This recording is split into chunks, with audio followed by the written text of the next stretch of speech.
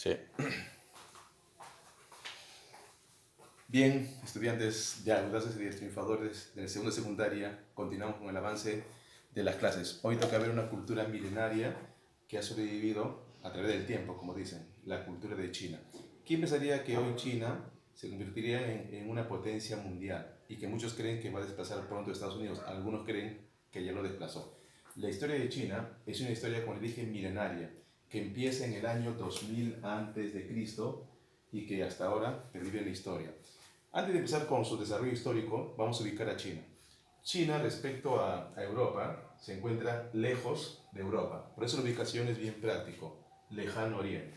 Como ustedes saben, esta es Europa, esta es el África, en la clase pasada hicimos Egipto, y China está aquí. Hay dos ríos que cruzan China. Uno de ellos se llama, el más conocido, el Huanghe, o también Río Amarillo.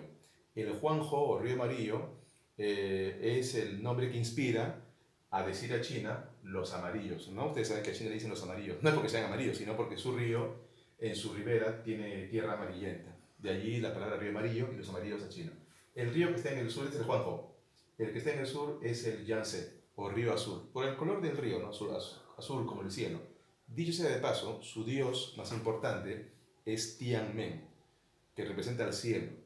Y en la historia de Egipto, Tianmen, que es el cielo, cuando creó la tierra, cuentan los mitos chinos, envió del cielo un huevo creador. Ese huevo, al llegar a la tierra, se partió en dos. Como el huevo es frágil, se partió en dos y surgen los dos elementos importantes de la vida, el elemento femenino y el masculino. El yin, que es la mujer, lo femenino, y yang, que es el hombre. Y así, cuenta la mitología, China se pobló. Esa historia de mitos y leyendas de China, y China tiene muchos mitos y leyendas, se llama dinastía Xia. Quiere decir que en su periodo histórico, China divide su historia, como están viendo, en periodos. Desde el año 2000 a.C., China ya estaba gobernado por reyes. En idioma chino, rey significa Wu. Los Wu, o los primeros reyes, se apellidaban, o sea, tenía como dinastía el nombre Xia, la dinastía Xia.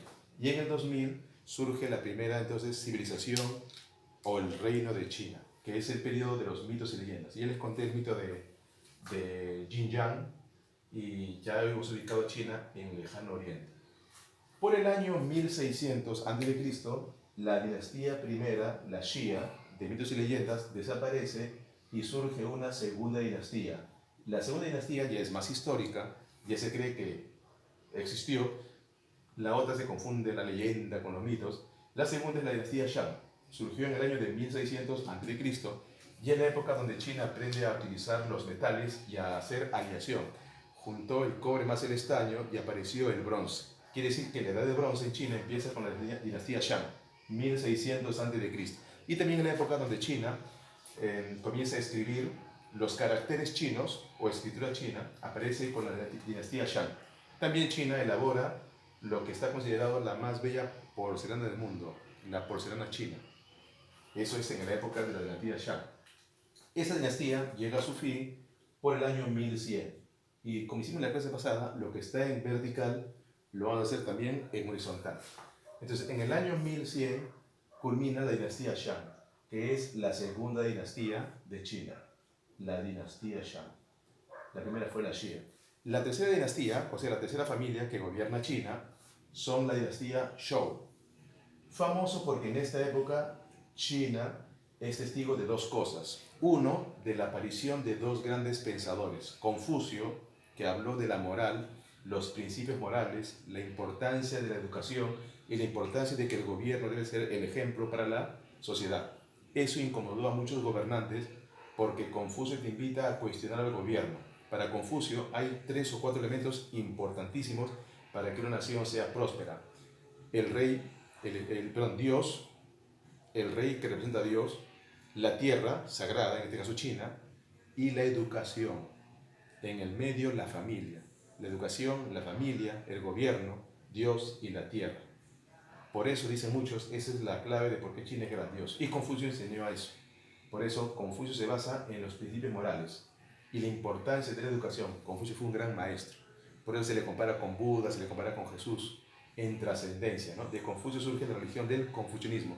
Y Confucio es del año 550, siglo VI a.C., o sea, de la dinastía Shu, o Chou, como dicen otros.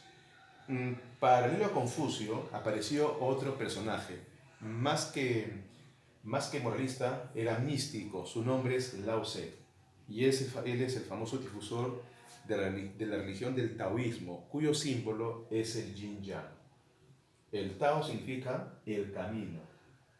Quiere decir que el libro donde Lao Tse escribe todos los consejos para una vida extensa, longeva y feliz, el libro se llama el Tao Te Ching o el libro del camino.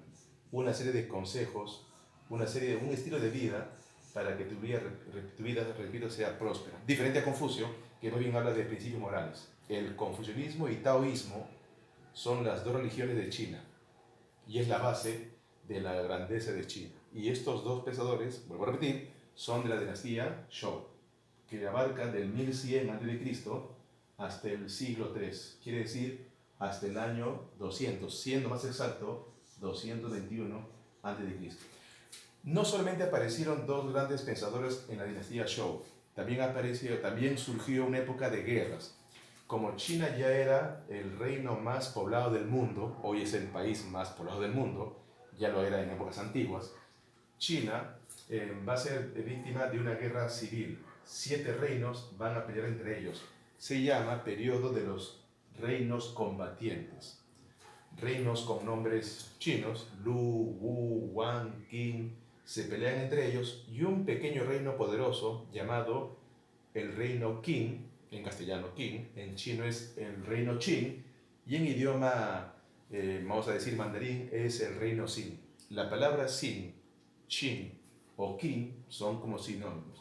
Entonces, cuando esta dinastía Qin vence a los 7 reinos restantes, unifica China. Y el emperador, llamado Shi Huangdi o Shi Huangdi, proclama que él es el rey de reyes. Entonces China, eso sucedió en el año 221 a.C. Entonces en ese año, China es testigo de la aparición de su primer emperador, se llama Shi Huangdi, de la dinastía Qin, que el pueblo llama Qin y la élite Xin. Entonces sería Xin Shi Huangdi, se proclama rey de reyes, en chino Wu Wang. El Wu Wang Qin Shi Huangdi, primer emperador de China, y unifica China, convirtiéndole en un imperio poderoso. Antes de eso, China era un reino poderoso, es un imperio. Y como todo emperador, estandariza el idioma, usa un tipo de moneda, construye caminos, carreteras, educa a su pueblo, pero Shi Huangdi no quería que la población lo cuestione. Él es el famoso rey déspota, autocrático. Por eso prohibió la lectura de los libros de Confucio. Confucio no escribió nada, fueron sus discípulos como Mengzi quien escribió los libros sobre lo que Confucio enseñaba. Ya, esos libros, Shi Huangdi los prohibió que el pueblo lo lea, porque no quería ser cuestionado. Incluso juntó los libros de Confucio que sus discípulos habían escrito y los quemó. Lo que sí permitió era la difusión del taoísmo, que no cuestiona los gobiernos, sino habla de otras cosas, como ya expliqué. El gobierno de Shi Huangdi fue bien estricto, fue bien exigente, y es en esa época donde China, con Shi Huangdi, construye la famosa muralla china, la más extensa, ¿no? de una muralla que mide miles de kilómetros y que se puede ver desde la luna. Lo construye por un objetivo. China se creía una raza superior. En la época antigua ese pensamiento era normal y no aceptaba que otros pueblos inferiores, como los bárbaros de Mongolia, se junten con ellos. Por eso construye la muralla china. Y antes de morir, claro, él trató de ser inmortal, buscaba brebajes para ser inmortal, no encontró el brebaje, y antes de morir se construye, o manda a construir, una tumba con 6.000, aunque ya van 7.000, soldados de piedra descubierto y estudiado por arqueólogos. El famoso sarcófago o la tumba de Shi Huangdi de los soldados de terracota y la muralla china. Shi Huangdi gobernó extensamente y cuando muere, sus primos, los Han, que sería la quinta dinastía, dan un golpe de estado. Entonces, el gobierno de Qin Shi Huangdi duró como 20 años de gobierno despótico. Pongo aquí dinastía Qin, se escribe con Q, se lee realmente Xin, Y en el año del 206 a.C., sus primos, los Han, dan un golpe de estado y a diferencia de los Qing de Shi Huangdi que persiguió al confucianismo, los Han más bien difundieron el confucianismo. Por eso tuvo, vamos a decir, arraigo popular.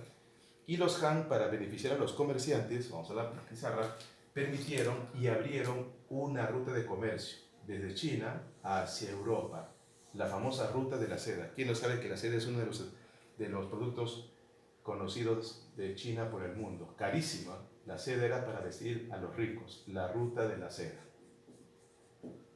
Bien.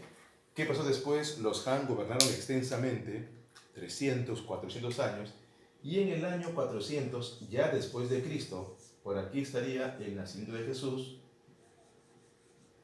y en el año 400 después de Cristo, los Han entran en decadencia por la invasión de los bárbaros. Los bárbaros son de esta zona, los tártaros, los mongoles, y los bárbaros invaden China. Y es allí donde se inicia la decadencia de China. Entonces, en el siglo V, cuando Roma caía y desaparecía, China cae, pero no desaparece. Su gran imperio entra en crisis por la invasión de los bárbaros. Hasta aquí la historia de los periodos históricos. Hace rato dije que la historia de China continúa, por supuesto, hasta hoy. China continúa hablando su idioma. China continúa siendo la nación más poblada del mundo. Lo que voy a explicar a continuación sobre periodos históricos solamente es un dato, nada más. Después de los Han surgen la dinastía Sui, muy convulsionado, golpes de estado, guerras entre ellos. Luego siguen los Tang, aquí es donde surge la imprenta, el papel, la brújula, el pólvora. La dinastía Song, la dinastía Yuan, otra vez de invasión bárbara, estamos en el año de 1200 después de Cristo, dinastía Ming, y la última dinastía es la dinastía Qing, no Qing, Qing, no confundas, Qing con Qing.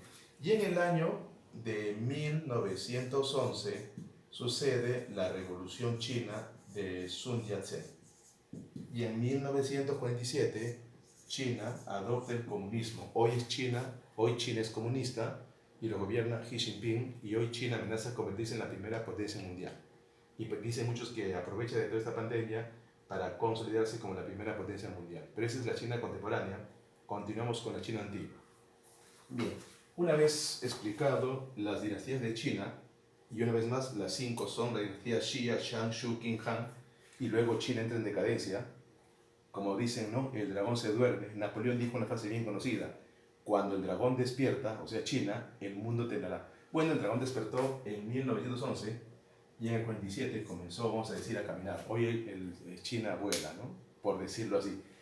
En manifestaciones culturales, China es conocido por sus grandes aportes a la humanidad, ¿no? Es bien conocido que China, antes que Europa, conoció el papel, la pólvora, la brújula y la imprenta. La imprenta apareció de manera independiente en Europa, con Gutenberg, pero mucho antes en China. La escritura, llamado caracteres, y se escribía en huesos, llamados huesos oraculares, es también muy antigua. Apareció con la dinastía Shang, y eso ya se explicó. Otra manifestación cultural son su arquitectura. Sus pagodas son templos que se pueden ver en las películas chinas, son templos de esta forma, o edificios públicos y sagrados. Esas son las pagodas, ¿no? Bien extensos, bien altos. En política, todo gira en torno al emperador. En chino, Wu Wan significa rey de reyes, el más conocido, Shi Huangdi. El emperador y su corte real está conformado con personas pero muy capaces, que para ingresar a la política tienen que dar un riguroso examen tipo de admisión. Y así como difícil es ingresar a San Marcos y a la UNI, difícil es ingresar a la corte real y política del gobierno de China, donde de acuerdo a tus notas y a tu capacidad, el gobierno te puede nombrar como ministro, como gobernante de una provincia o como asesor, los famosos mandarines en China.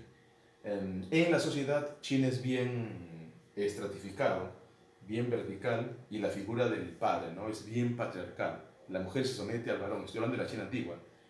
Entonces es patriarcal y la figura del padre es importante en la familia, y si el padre del padre está vivo, es doblemente importante, doblemente importante. Bien, y en economía, China, como tiene dos grandes ríos, entre otros ríos, el Huanghe o amarillo, el Yangtze y azul, China, su economía gira en torno a la agricultura. Su tierra fértil le permite producir muchos alimentos, principalmente el consumo del arroz. Eso es bien conocido, ¿no? El consumo del arroz. Pero eso es carbohidrato. En proteínas, China consume todo tipo de carnes mientras no mate, ¿no? Es bien difícil alimentar a una gran población. Hoy China tiene 1.500 millones, la cantidad, por eso es el país más poblado del mundo. Y hoy China es extenso, ¿no? Antes en la China antigua llegaba hasta aquí. Hoy China llega un poco más. Es vecino de la India, es vecino de Japón, de Mongolia, de Corea y de Indochina, que es una región, no es un país. Y su economía, repito, gira en torno al consumo del arroz y al consumo de carnes, todo tipo de carnes. Por eso dicen que en Wuhan, que está por aquí en el sur, en Wuhan, que está Pekín, en Wuhan, por el consumo del murciélago, que el pangolín, apareció el coronavirus, ¿no? Controvertido, pero que China consume todo lo que no mata, eso es cierto. Hoy el gobierno está tratando de crear medidas para que ya no se consuman animales exóticos, ¿no? Bien, es la historia de China. Volveremos a tocar China en otra ocasión, mucho más adelante, ¿no? La China contemporánea. Bien, jóvenes, muchas gracias. Y en Cubicó le dejo las indicaciones para que realicen la práctica. Gracias y hasta luego.